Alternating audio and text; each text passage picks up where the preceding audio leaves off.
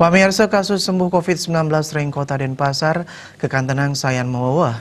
Manados wilangan kumulatif kasus sembuh, akhirnya ni sia ngatus sia dasa 5 diri, utawi katos ulung dasa %.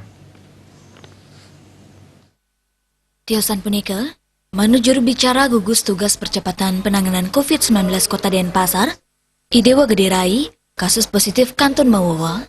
Kasus positif puniki, boda ring 6 desa utawi kelurahan, inggi punika desa Sidakarya 3 kasus, kelurahan Pedungan miwa Panjer suang-suang kali kasus, kelurahan Sesetan, Padang Sambian miwa desa Padang Sambian kaja siki kasus.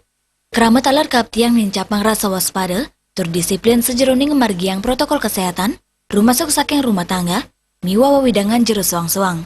Duaning klaster kula warga miwa meleluangan, kantun sayan mawawa.